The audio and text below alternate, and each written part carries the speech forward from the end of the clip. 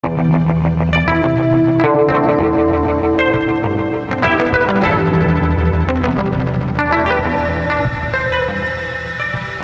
tahun 1971, Yankee Go Home atau pasukan Amerika angkat kaki menjadi fenomena epik, di mana pemandangan yang terakhir adalah sebuah helikopter terbang membawa dubes Amerika meninggalkan Saigon.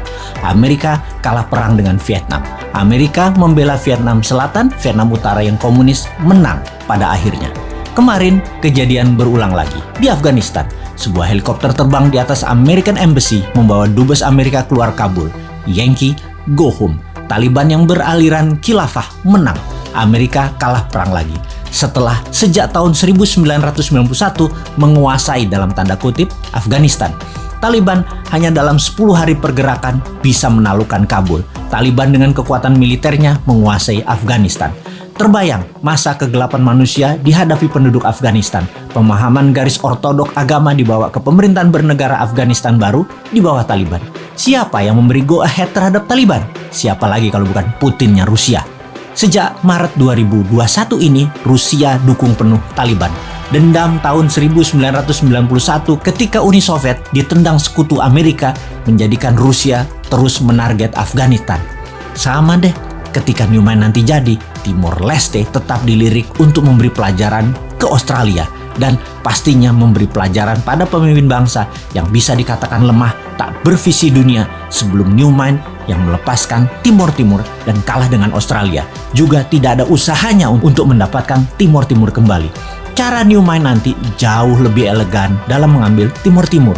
Kita bangun Timor Timur dengan printing money, dengan produksi-produksi Indonesia seperti di kawasan Kek, yang lalu finish produknya kita bangun jalanan, mall, kantor, pusat belanja, jembatan, 1 juta rumah di Timor Timur. Anggap saja Timor Timur itu salah satu Kek atau kawasan ekonomi khusus Indonesia. Pasti panji negara merah putih berdiri lagi di sana. Rusia ambil Crimea, Rusia dukung Taliban, Indonesia ambil balik Timor Leste. Kita tidak pakai alat Tiongkok yang menyedot sumber daya alam Timor Leste. Timor dibangun layaknya provinsi di Indonesia, layaknya kawasan ekonomi khusus di Indonesia. Nanti ada referendum di sana, mau integrasi kembali dengan Indonesia atau menjadi wilayah khusus seperti Guam di bawah Amerika, atau seperti Puerto Rico di bawah Amerika, atau seperti City of London di bawah Union Jack, seperti City of Vatican di bawah Italia. Apapun itu, bendera merah putih dan rupiah serta emas, transaksinya berlaku di sana. Transaksi emas, ya. Sejak tahun 2025 nanti, ketika genap 1 tahun Newman menjabat, maka emas bisa dipakai sebagai alat tukar resmi. Sekarang belum siap.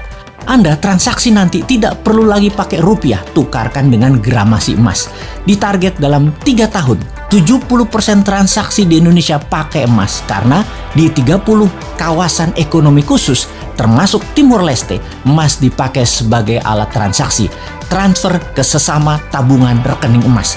Dengan demikian, Indonesia negara pertama di dunia yang tidak ada inflasi, tidak ada kejatuhan nilai mata uang, karena emas bukan mata uang, emas alat barter, emas alat tukar. Jadi, waduh, jauh bener ya 2025.